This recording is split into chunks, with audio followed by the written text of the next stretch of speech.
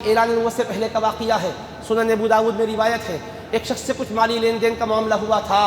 اب اس نے کہا کہ حضور ابھی میں آتا ہوں کچھ اور آپ کو ادا کرنے کے لیے، میرے مصطفیٰ سے کہا اور چلا گیا، اور وہ جا کر اتنا مشغول ہو گیا کہ یاد ہی نہیں رہا، اور حبیب پاک علیہ السلام اس کے انتظار میں ہیں۔ زبان دیے ہیں، زبان کی اہمیت کیا ہے ذرا دیکھو مصطفیٰ کی نظر میں۔ دن گزرتا گیا، مصطفیٰ انتظار کرتے رہے، رات گزر گئی، مگر وہاں سے حضور کہیں نہیں گئے۔ وہ دن بھی گزر گیا، رات بھی گزر گئی، صبح بھی آئی، وہ دن بھی گزر گیا، رات بھی گزر گئی، تیسرا دن آیا، اس کو یاد آیا، ارے میں تو کہا تھا ابھی آتا ہوں، اور وہ ایسے ہی بھول گیا۔ جب حضور کے پاس تیزی سے گیا تو آقا وہیں ٹھہرے ہوئے تھے۔ یہ کب کی بات ہے؟ قرآن کے نازل ہونے سے پہلے کی بات ہے، دعوت کا کام شروع کرنے سے پہلے کی بات ہے۔ تو حضور نے کیا کہا اس سے؟ یا فتیٰ لقد شققت علی انا ہاہنا منذ 3 انتظرک، اے نوجوان تم نے بڑی مشقت میں مجھ کو ڈالا ہے، 3 دن سے یہی میں تمہارا مسلسل انتظار کرتا ہوا ٹھہرا ہوں۔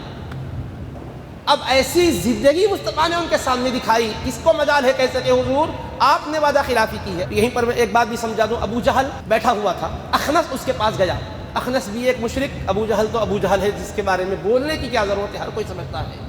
تو جا کر اس سے کہا اچھا مخالفت تو بہت کر رہے ہیں ہم حضور کی، مگر میں ایک بات پوچھنا چاہتا ہوں، تم سچی بات بتاؤ، یہاں کوئی تو ہے نہیں؟ کہا یا ابا الحکم اخبرنی عن محمد اصادق هو ام کاذب، اے ابو الحکم تو مجھ کو سچ سچ بتا، کیا وہ سچے ہیں محمد صلی اللہ علیہ وسلم یا جھوٹے ہیں؟ تو ابو جہل نے کیا کہا معلوم؟ واللہ ان محمدا لصادق، اللہ کی قسم بے شک محمد صلی اللہ علیہ وسلم سچے ہیں۔ کس نے کہا؟ ابو جہل نے کہا اس سے بڑھ کے میرے آقا کی عظمت کیا ہو کہ غیر بھی سچائی پر خدا کی قسم کھا رہا ہے، اللہ کی قسم بے شک وہ سچے ہیں۔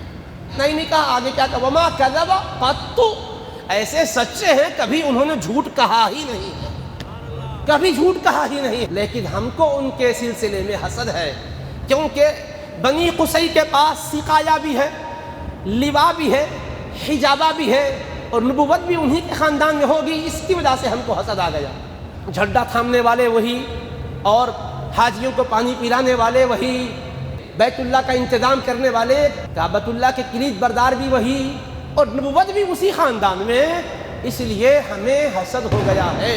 مصطفیٰ کی سیرت طیبہ اتنی پاکیزہ، اتنی معطر، اتنی معمبر، اتنی مطہر، اتنی درخشاں و تابناک ہے کہ اغیار کو بھی کبھی یہ گنجائش نہ رہی کہ اس میں کوئی دھبا یا داغ بتا سکے۔ زجاجۃ المصابیح میں محدث دکن نے 5 جلد میں اس روایت کو کوٹ کیا ہے۔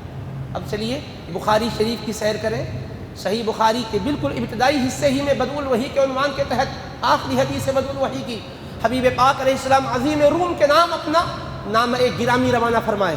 مصطفیٰ کا مکتوب شریف پہنچا، ابو سفیان وہاں موجود، مکے کے رؤساء وہاں موجود، تو اس نے کہا کہ بے خط آیا ہے، ایک آخری پیغمبر اپنی نبوت و رسالت کا تذکرہ کرتے ہوئے مجھے اسلام کی دعوت دے رہے ہیں، مکے والے کوئی ہے کہ انہیں بلاؤ۔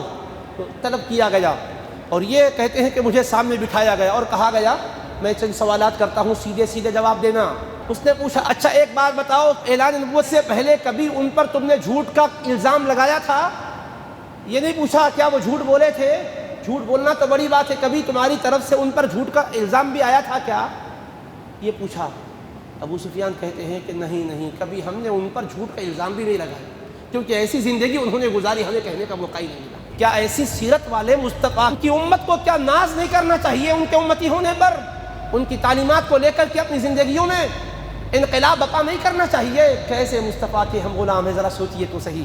اسی لیے حبیب پاک علیہ السلام کے میلاد پاک کے موقع پر آپ اور ہم اپنے دلوں میں محبتوں کو فروغ دیں اور زندگی میں انقلاب لانے کا تہیہ کریں، اس لیے کہ ہمارے آقا نے ہمیں خدا کی بندگی کا سلیقہ سکھایا ہے، ایک دوسرے کے حقوق کی پاسبانی کی تعلیم دی ہے، کمزوروں پر جبر کرنے سے منع کیا ہے، غربت زدہ لوگوں کے غربت کا استحصال کرنے سے منع فرمایا ہے۔ میرے آقا کے کیسے پیارے ارشادات ہیں جنہوں نے قوم کو کتنا بلند و بالا کیا۔ میرے آقا یتیموں پر شفقت کرنے کے لیے فرماتے ہیں، کسی نے یتیم کے سر پر شفقت کا ہاتھ پھیرا تو ہر بال کے بدلے ایک گناہ معاف کر دیا جائے گا، اور بے بگان کی خبر گیری کرنے والے، غریبوں کی رکھوالی کرنے والوں کے لیے اجر و ثواب کی بھرمار کیا ہوگی؟ فرمایا کہ رات بھر عبادت کرنے والے کے برابر ثواب، دن بھر روزہ رکھنے والے کے برابر ثواب، اور اللہ کی راہ میں جہاد کرنے والے کے برابر ثواب۔ اور جو کسی امت کی کوئی حاجت براری کے لیے آگے بڑھتا ہے، اس کو خوش کرنے کے لیے، تو میرے آقا فرماتے ہیں وہ مجھ کو خوش کر دیتا ہے، جو مجھ کو خوش کرتا ہے وہ میرے رب کو راضی کر لیتا ہے۔